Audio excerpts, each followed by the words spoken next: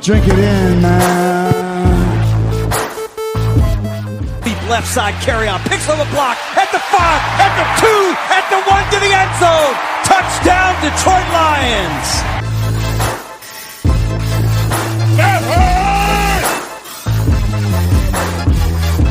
Drink it in, man.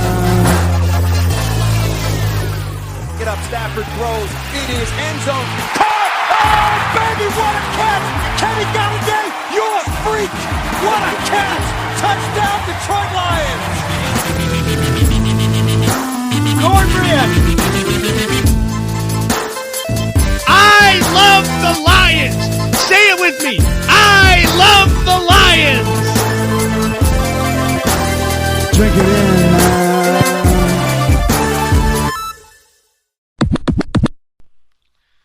Detroit Koolaid, what is going on, everybody? We are back, and it is Friday, and I'm going solo once again. No Grifka, no problem though. We are here today. We got some Lions topics to talk about here off the top, and then we're also going to get into another Koolaid Rewind, where I got a chance to look back at the San Francisco game from 2018 season. Kind of took some notes on that game and just going to run through that with you guys now that we're kind of looking back at the season that was before we move forward into free agency, draft, all that good stuff. So let me hit you right off the top. Again, normally where we do our news and notes, I'm just going to throw a few things out here. Like, if you guys haven't seen Big Play Slay mic'd up at the Pro Bowl, this is must-see TV right here. This guy has like a GoPro on his chest. He's got a live microphone, just going around like just being Darius Slay with everybody there, being super funny, super cool across the board. So I just thought that was tremendous. You can check that out on YouTube or at DetroitLions.com. So that's good stuff. Big Play Slay. You couldn't ask for a better guy. He's really turned into a heck of a football player and a top corner in this league, which, I'm going to be completely honest with everybody out there. When they drafted him, it's just getting into my draft prep back in those days, and he wasn't very high on my list. I was surprised they took him in the top of the second round there. And the first year, I remember, didn't really do much, wasn't playing a ton, wasn't a big fan. And again, this is one that Grifka got right. He, from the get-go, was kind of saying he thought Slay would be good.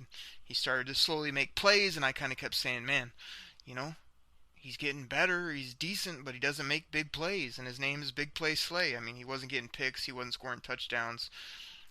He was just playing pretty solid out there in the outside, but in the last few years, he's really started to turn up the turnovers, and really living up to that nickname and playing great. And the more he gets on the mic, just hilarious. I remember, I think it was like last year, 97-1, playing a game called What Did Slay Say? And it was just these clips from his interviews where he's just going on saying these hilarious things. You can't even make out what he's saying, just with his funny vibe and accent and stuff that he has. So that was tremendous. But Slay, keep doing your thing, man. It's just great TV to see you interviewing people and just having a blast down at the Pro Bowl repping the Lions. So just want to hit that off the top. As all of you know, the Senior Bowl is going on right now. That's kind of like the first part of the whole draft prep process after college football ends. All the best seniors that they're able to get go down to Mobile there and have I think it's 3 live practices, the game on Saturday, that type of thing. So I've been keeping up with it, watching it as I can, and looking to dive in a little deeper the next couple days, catch the game on Saturday. And then what I'm hoping is I'm either going to try to come at you with a bonus podcast either over the weekend, kind of recapping the Senior Bowl and talking about guys I think might fit the Lions, guys that kind of jumped off the page to me, just some names to make everybody aware of, that type of thing. So look for that. If I don't get to it for whatever reason this weekend, that'll be something we can probably get at next week, just kind of wrap that up. But Senior Bowl is always a great event, great game to watch. I'd love to go down there some year if I could ever go down and just check out the Senior Bowl in person. But like I say, tremendous event. Looking forward to it. The Lions the last few years have always seemed to really key on these seniors and say, hey man, we went and saw him in person. We got to interview him. Senior captains, all that type of stuff are the guys they seem to draft. So it's definitely something to keep an eye on. So look for that bonus show. or we'll be coming at you next week with some Senior Bowl talk. And man, yeah, I know we're doing the Kool-Aid Rewinds right now. We rewatch some of these games, but trust me, all you Kool-Aid drinkers out there, we are definitely going to be diving deep into free agency, the draft, all that type of stuff. So I'm really looking forward to that. Other than that, I mean, I don't have too many news and notes. I mean, we got Bonamego has come back as the special teams coordinator. Was with the Lions and went to Central Michigan. Now he's coming back to the Lions. So, they must see something that they like there, that he fits what they're trying to do. So hopefully they can be a bit better. I don't remember too many big splash plays this year on special teams. I remember lots of penalties and lots of kind of clunky play from them. So we definitely have to get that tightened up, no doubt about it. So that's kind of the only news in regard to coaching. We've already talked about the offensive coordinator a couple weeks ago, so if you didn't hear that, go back and listen to that show where we broke down bringing in Darrell Bevell and what that could mean for the team and all that type of stuff. So with that being said, I mean, let's kind of dive right into this 49ers game now. Yesterday, earlier in the week, I mean, when I kind of broke down, might have been yesterday. I can't remember. It's been a long week here, but we kind of broke down that first game against the Jets, Monday Night Football. Matt Pat coming in, coming off just missing the playoffs, lots of high expectations. I kind of did that one on the fly. Like I say, Grifka, some things came up. I kind of went solo, went off top of my head. So might have been a little clunky, but I hope you guys like just some of my basic takes and whatnot on that game. What I'm going to do today is sort of similar. What I did is I watched the game. Again, NFL Game Pass, 30-minute version. Got out my notepad. I got all these scribble notes. Hopefully I can read them all. I mean, I swear. I don't know about you guys out there, but every year, because everything is tech now and everything's online, like my handwriting's getting worse and worse because I do it less and less. So when I do have to manually write something down, I mean, it's just chicken scratch at this point. But I'm going to try to just work my way through my notes. Again, this might be a little bit shorter show than the past. I know I did take more notes or have more bullet points on this game than I did the Jets game.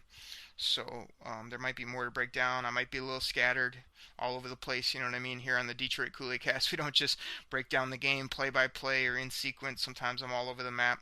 But just trying to give you my thoughts when I turn the tape back on and watch this game.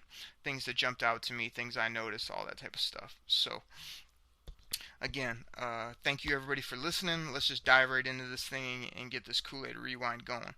So the Lions got beat up against the Jets, Monday Night Football. Everybody's up in arms. Now they got to go to the West Coast to play San Francisco. Like, going into this game, I mean, everybody's like, man, San Francisco, they really don't have any playmakers. I know they had some injuries at that point to their, Jerick McKinnon, the running back they brought over from Minnesota. They just thought was going to catch a million footballs and be dynamic. I think he had a torn ACL, out for the year.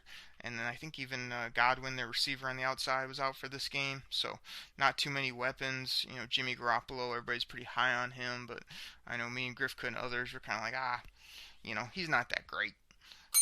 That type of thing. But, he does have some upside. He's played well when he's out there. I think what happened last year, he didn't lose a game or something like that, and then got the big contract. So, Jimmy G, everybody had some high expectations for him, but who the heck was he going to throw to, or how was he going to beat the Lions? We thought we were going to head out there after a bad loss and kind of take care of this thing. So that's just kind of the preview of it. Now, diving in, let me just work through some of these notes here that I wrote, and we'll kind of talk them through as I go. So the first bullet point I have in this football game is I put annoying flag pickup on the first drive for San Francisco. Now, what happened is the Lions were kind of making a few first downs, moving the football, and then the San Francisco defender basically suplexes one of our guys on a tackle. They throw a flag. It's going to be 15 yards and move this ball farther down the field, get us basically either in scoring position or a much better chance to get points here early in the football game.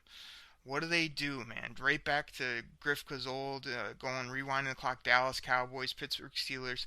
Like, San Francisco used to be one of the glory teams. It's not anymore. And they still get together and they say, oh, never mind, no flag. Like, I will never understand this from NFL refs. Like, how in the heck do you have the wherewithal to watch a game, see a penalty, reach your hand and grab a yellow flag, toss it out on the field, get together with the other umpires, say, "Oh wait, never mind, that was an accident, or we're picking up the flag." Like, you obviously saw something, and on this play it was obvious. The guy like lifted our guy up and just threw him backwards. That gets called in every other football game, especially in the NFL these days. And they say no flag. Then what happens? The next little bullet point I wrote down. The next play I think was 3rd and 3. What do? We shoot ourselves in the foot. Don't get it. Have to punt the football. Like, I mean, those are the type of things that Grifka harps on a lot, and I get after him for it. But I mean, picking up flags is one of my pet peeves. I never understand it, especially when it happens against the Lions in Dallas with everything on the line, or like here where we're trying to get some momentum. You just, oh, I was just kidding. I just threw the flag for no reason. Like, it's just ridiculous. Like, there's no place for it in the NFL. If you threw a flag, you saw something, just make the call. So working our way down, I mean, I put Jared Davis and Kennard really seemed to look good in the beginning of this football game. JD was flying around. Him and Kennard, I think, both had some sacks early, which is always good to see. Our linebackers shooting his gun, getting after the quarterback, and making plays. And then Kennard, I think he had a couple plays in the Jets game that were nice, and then he picks up again with another sack early in this football game. So that was nice to see. I put a little note here. Chris Spielman on the call this game. Chris Spielman, they're hyping up Robbie Gould. This guy never misses kicks. So Spielman had a classic quote: "Gold, it's gold, Jerry, it's gold," from classic Seinfeld. So I thought that was funny. I'm a big Seinfeld fan. But Chris Spielman, when he gets all hyped up about something and goes after it on the commentary, is pretty awesome. So next thing I had was, I just thought it was a crazy good. You go back and watch this game. I mean, the Lions go ahead and put points up. First points to go on the board, I believe, in this game. A crazy good effort by Kenny Golladay on the TD catch. He gets a ball. I think it was a broken coverage where they just didn't cover him off the line. It's one of those where Stafford just has to basically put the ball on him or make it catchable. He throws it, puts it in Kenny's wheelhouse. He makes the catch, but he probably caught it at the 12, 15-yard line, something like that. I mean, there's guys coming over there to make the tackle. He makes a spin move and absolutely fights, and then reaches with everything he has, man, everything in that 6'4" frame to reach this ball kind of over the pylon while he's getting turned around out of bounds. I mean, it was great. If you don't remember that play, you got to go back and check it out, because the stretch, the rack, the run after catch was incredible. Again, just an absolute perfect play to show this guy's athleticism and show what he's got early on in the season, and we'd see it throughout the year. So that was pretty great. Next bullet point I got from this game is Ed Hercules Jr. Man, he sucks too, man. Just like Hercules the first. Ed Hockley, man, always drove me nuts with his baby gap shirts, his stupid like motions he would make when he'd make calls. Remember when he'd make calls and he would just have like a 10-minute diatribe when it was like, come on, man, you could have made that penalty in like 3 words, and instead he's given us all this mumbo jumbo. I mean, his son is just as bad. I mean, flags all over the field, just the same type of temperament or demeanor, just annoying right off the get-go. I mean, I got a couple more bullets about the refs, which we'll get to later. This was an absolute atrocity game for the referees, just yellow flags everywhere. Another note I have here is, why are the Lions so bad inside the 10, but even more so inside the 5? It feels like we have no plays that we can draw up to throw the football inside the 5. We don't have any gadget plays like these other teams. We always get down deep, and then we just go vanilla offense. We stall out. I remember it was like 3-4 years ago. We were tremendous in the red zone. I mean, top 5 in the league. Now it feels like inside the 5 or 10, we just have nothing on the play sheet. Can't do anything, and it's just embarrassing. So I had another note. I think the Lions stalled out again, tight, where they should have had a touchdown. I got 10-7 San Francisco here in the second, heading into the second quarter. Third down, again, an important, super important play in the NFL. Matt Stafford misses open Theo Riddick. and throws the ball to Tate instead, and just a bad throw. I mean, I haven't talked about it much, but I thought Stafford was, really good throughout this game. But this was one of those throws where he just, not only did he make the wrong read because he didn't see Theo wide open, he just doesn't put it on Tate. And, you know, again, third down, 10 minutes left in the second quarter, we're punting the ball away. So, I mean, those are the plays he has to make. You got to move the chains on third. And if you're going to throw it to somebody, he's got to get better at putting the ball on them so these guys can run after catch, so they can not always be falling down or trying to make these crazy catches. I mean, the accuracy has to be there, and it wasn't on this play. I thought Deshaun Hand showed up in this game. He showed up early. I thought he had a couple like really good pushes where he pushed the pocket and got after the quarterback. He also had a few tackles for loss where he just kind of blew up the play in the backfield and made the tackle. So this was, again, kind of his first coming out party where we had known, okay, we traded up to get this guy. He used to be a 5-star, number one player in the country when he was coming out of high school. Everybody was kind of down on him in college. You know, there was mixed reviews. Some really liked him. Some thought he was way too slow and unathletic to be good in the NFL. I mean, this is the first sign that that was a good trade up by Bob Quinn, and man, we all know watching the rest of the year that this guy was the highest graded interior type tackle by Pro Football Focus, and man, he was just really good throughout the year. So I want to make a note there that he made plays early and often, and that showed up throughout the season, so that was good to see. Oh man, this was one of those plays. Matt Stafford fumbles the football on third down. I felt like he had GT right off the go, but when I watched it back again, I kind of rewound this play, and it was questionable. Like, I felt like it was one of those half bootlegs where he could have got it out to him quick, but they were kind of sitting on the route again. You know, not very imaginative, so it felt like the defense sort of knew what we were going to run on third and short. He doesn't get the football out. He rolls out, and then he just puts the ball on the turf. He doesn't tuck it away. I don't know what he was doing. He doesn't throw it away. Just one of those in-between plays. Just too many of these from Matt Stafford recently. I mean, just throw the ball away and get off the field, or make a play like all these other quarterbacks do, but don't get caught in between and then put the ball on the ground loosely. It was pretty inexcusable, to be honest. I mean, and then the side note I put, it was on our own 17. I mean, it's one thing if you turn the football over midfield or when you're in the other team's territory, but don't turn it over sloppily on our 17 and give them a short field. So after that, there was a sack by Eli Harold on third down, which was a big play, so that kept them from getting in the end zone. I think they ended up getting 3 there. Again, Robbie Gould just splitting the uprights every play. I have here in big, bold print, which again, this won't be the last time I mention them, refs calling everything.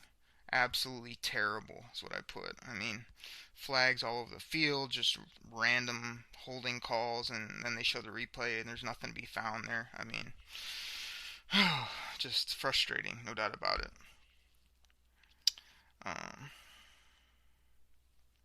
I have here that Stafford had a throw, would have been a TD, again, a miss. And this was the one up top to Marvin Jones. I mean, he missed multiple throws in this game, more which I'll get to as I work my way through. But this was an up ball up over the top to Marvin Jones. He had beaten his guy by a few yards. Matt Stafford doesn't put the ball on the guy. He throws it 3 yards too far. You know, to me, when you're throwing these deep balls, just put it on these athletes. Don't throw it too far to where it's incomplete or uncatchable. I mean, put it on them, let them jump, let them catch and run, let them do whatever they got to do, but don't throw it too far to where nobody can get it. Like, I mean, trust your receivers a little bit more. So, huge miss. Would have been a touchdown. Would have been a deep touchdown. Matt Stafford airmails the football again, puts his hands on his helmet, you know what I mean, like he always does. Like, come on, buddy. So, I think it was the year before, or 2 years before, he was the top-rated passer on deep balls. Everyone says he's great at deep balls because he has a cannon for an arm. But I feel like the last year or some years in his career, he's been terrible on deep balls. I mean, it's hit or miss with this guy, so he's got to tighten that up, no doubt about it.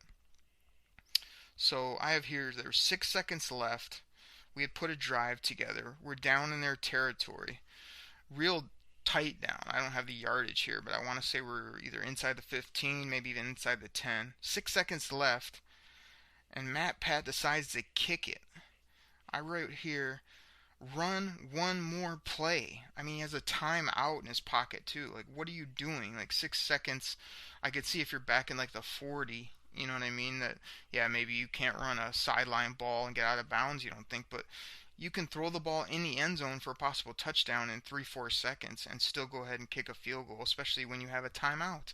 I mean, you could still almost run a slant, catch it, call a timeout in 6 seconds. So I thought this was a coaching mistake by Matt Pat. I thought it was just a what are you thinking type of moment. I mean, if you have no timeouts, okay, I'll go with it. But timeout in your pocket, 6 seconds, you're within a quick strike, an out or a slant or a fade for a touchdown, and you don't take a chance there.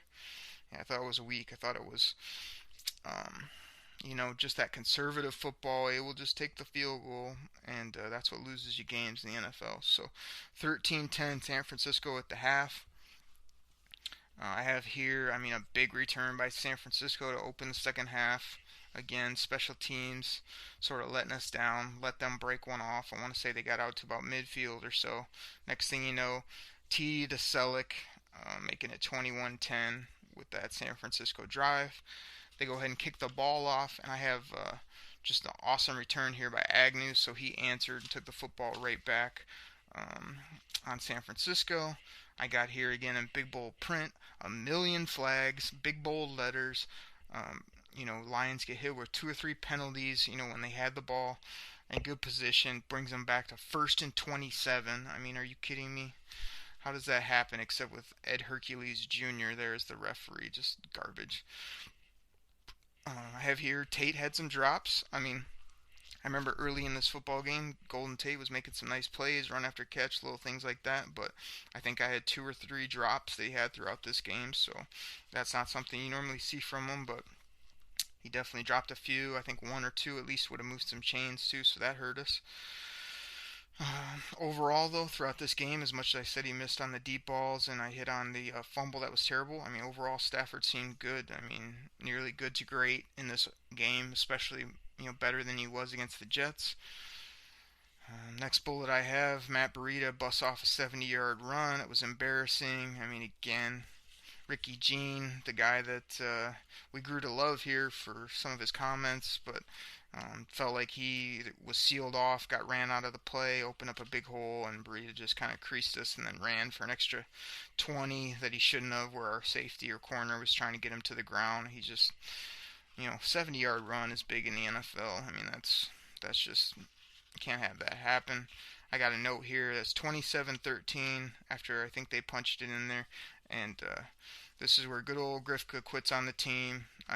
He was probably done by halftime, to be honest, but here in the third quarter, he just had quit on the Lions. They're not good enough. They can't win. So I had to block him from my phone, I think, and then that's the next day, or when we did the review of this podcast, when I had to go at him hard about quitting on his team in Game 2 and the third quarter of Game 2. It's just unexcusable, especially for the Detroit Koolaid Cast to pull that garbage. So, you guys know Grifka by now.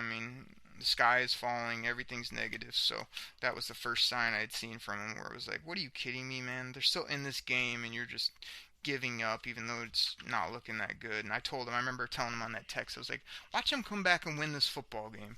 Oh yeah, whatever, they can't win, they're not good enough. I was just like, man, this is the same team you had with 10, 11, 12 wins a week ago. So, next bullet I had, Matt Stafford missed Marvin again on a deep ball. Either would have been a big play or another touchdown. Overthrew it again. Next significant play, 10 minutes left in the game. Matt Stafford, they're putting a little drive together. He runs out to the right side there. Trying to get a first down, but also just trying to get a couple extra yards. Tiptoes up the sideline, gets knocked down by the defense. Just seemed like a pretty regular play. Yeah, they hit our quarterback, but I think he was still in bounds, or it was really close, so I didn't think much of it. LeGarrette Blount goes and just shoves the guy, gets thrown out of the game. Everybody was like, oh, way to protect your teammate. When I watched it back, I just thought, like, I don't know. I mean, maybe he was trying to make a statement or something, but it didn't seem that egregious where he had to make a statement like that. It was just football. Our guy was tapping the sideline, and the defender went and just took care of him. Not a big deal. Stafford didn't really react to it. Like I say, LG DQ'd. Maybe that helped the team. Who knows? Right after that, I think it was the next play. They go to GT for a huge play. I think it was over a 50-yard catch where he catches it kind of on a deep ball. I'd say probably 25, 30-yard catch, and then he runs for another 20, doing what GT does. So that was nice to see. Soon after that, we get a Marvin Jones touchdown. Nice throw by Stafford, the back of the end zone. Guy was pretty open, but he put it on him, which is a good thing to see. If I'm going to rag on him sometimes for the misses, you got to give him credit when he puts the ball on people. That makes it 20 for our Lions. I got 30 here for the San Francisco with 8 seconds left in the third. Next thing you know, San Francisco is punting the football. I mean, Jamal Agnew, okay, so in his rookie year, I remember hearing about him through Daniel Jeremiah. It was like, man, this Agnew kid, I think he's out of San Diego State. He's got some speed, he's got some juice. He's under the radar, though, so I knew his name going into the draft. I kind of had him highlighted, but I wasn't sure what he was because I don't think he was a very good corner. But he had some other skills that were nice. The Lions take him. Didn't play much at corner his rookie year, but really did flash in the punt return game as well as, some offense they put him on. I think he made the Pro Bowl. Here we go, man. They punt it, and Jamal Agnew takes it to the heezy. Absolutely incredible punt return to the house. What a huge play for the Lions. Oh wait. More flags on the field. Two questionable, I want to say they called two questionable block in the back or holding. I went back and watched it 2 or 3 times. Again, I'm drinking that Detroit Koolaid, but to me, these were not penalties.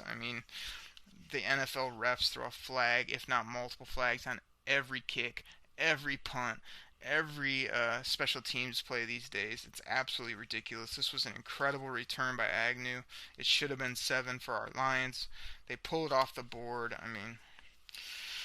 What are you going to say? Just, again, the refs coming up, making themselves the stars in this football game, no doubt about it. Another note I have, the Lions got it. I want to say it was either midfield or their, decent field position on their end, but definitely they took this thing way back instead of a touchdown. We probably had it on our 35-yard line, something like that. Next thing you know, Matt Stafford misses Kenny Golladay for what I said would have been a touchdown. Just another missed throw. Stafford knows it. We all know it from watching this game, but that's 3 now that he's missed in this game. Even after missing that play, though, they kind of bing, bam, boom, keep going down the field. Next thing you know, Matt Stafford to Big Mike. Been looking for Big Mike Roberts, a guy I liked in the draft process. Big hands, big target. Thought he'd be a monster in the red zone. He hadn't shown up much, but in this game, he gets a nice touchdown late in the game. 3 minutes, 30 seconds left. Next thing you know, it's 27 Lions, 30 San Francisco. This is looking like a incredible comeback. Stafford again. Even with the missed throws, his numbers in this game are incredible. He's doesn't have many incompletions, got some good yards. Now he's racking up some late touchdowns. The naysayers, the Grifkas of the world are sitting there going, oh yeah, see, they just come back after they're down by a bunch like they always do. And I'm ready to shove this in his face because he quit at the beginning of the third quarter, and here come our Lions, only down 3. They go ahead and boot the ball deep. Jimmy Garoppolo, coming out there. I want to say the Lions had a couple timeouts. Next thing you know, I want to say it was 2nd down. Jimmy G just hikes it and throws this ball out to the left side. A little stick route, little out route, whatever it was. And Tracy Walker jumps this route, makes an incredible play, just read it from the get-go, jumps this route, pick. I remember watching this live going, score! Like, there was no way he couldn't score. He picked this ball. I thought there was nobody in the screen. He ran, but instead of just going to the pylon or diving for the end zone, he cuts it back and gets tackled at, like, the inside the 5 or just outside the 5, something like that. And there's a flag on the field. I mean, you want to talk about garbage. These referees just ruling this football game. So instead of this incredible play by the rookie, this Tracy Walker that nobody knew who the heck he was, he jumps this route, almost gets a pick six that would have basically won us the game. Even though I rag on him, T-Walk, you got to get this one to the house, man. You got to be dancing in the end zone on a play like this. Instead, he gets tackled, but they bring the football back and they call some random halfway holding call on Quandre Diggs on the other side of the field on George Kittle. You go back and look at it. I mean, it looks like every other play in the NFL. For the first few yards, yeah, they're basically hugging each other. And then he lets them go. And it's not even like Jimmy G was looking around or that the play developed. I mean, it was set hike, throw it out to the left, and our guy makes the play, and they bail him out with this garbage holding, other side of the field, no impact on the play. I mean, I just shake my head, man. It was just one of those where you just couldn't believe it. It just felt like, you got to be kidding me, because it would have been a great comeback. We win this game if they don't throw that flag. There's no doubt about it. We get it inside. We probably pound it in with carry-on, or Matt Stafford throws what would have been, his fourth touchdown. I think he had over 300-some yards in this game. Would have looked great as a great comeback for Stafford and the Lions. They do end up getting the football back and had a minute with no timeouts, and they just don't get it done. I have right here, they took Kenny G catch off the board. Stafford threw it to him. It looked like he made a heck of a catch, but it was one of those where did it touch the ground, did it not?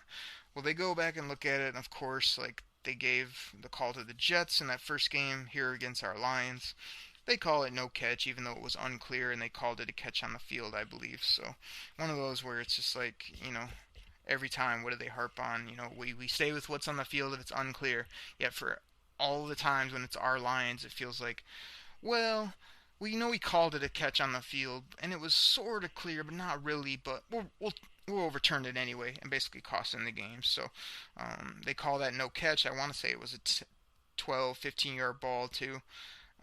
Would have moved the sticks. They call it no good. Next thing you know, Matt Stafford throws a ball to Theo, just absolutely drops it. I mean, it was an easy catch. Should have made a play on that. I just put big drop in big bold letters, and then I think it was the final play of the game.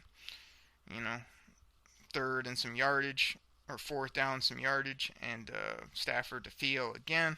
Another drop, ball game. Lions lose by 3 after an incredible comeback. West Coast, East Coast team going west, as Grifka would say, automatic loss.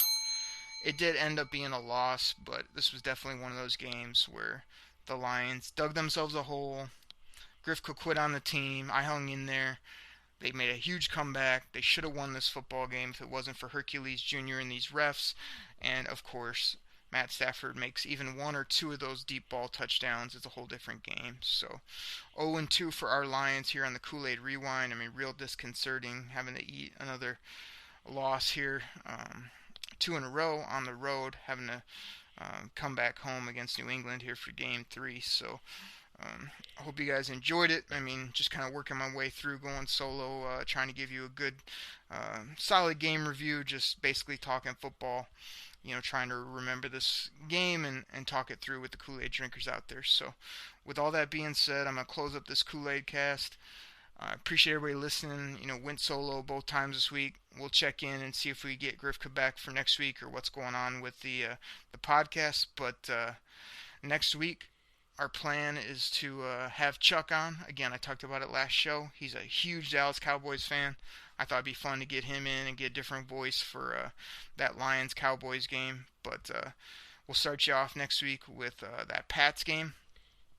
And we'll talk about what happened there. I think that'll be a much more fun podcast to talk about. I'm really looking forward to watching that game again and taking some notes and remembering what happened in that game. And then we'll talk about us heading down to Jerry Dome to play the Cowboys. So, again, appreciate everybody listening. Please check out this podcast. Please share it with a friend. Please subscribe on your favorite podcast platform. I know recently a lot of you know we've had an ad or 2 that you'll be hearing in the podcast. That's just something new that we're trying so we can keep growing this thing and keep it going. So we appreciate everybody's support so much. And like I said, drinking that Detroit Kool-Aid. It's the off season. We're putting 2018 behind us with some of these Kool-Aid Rewinds.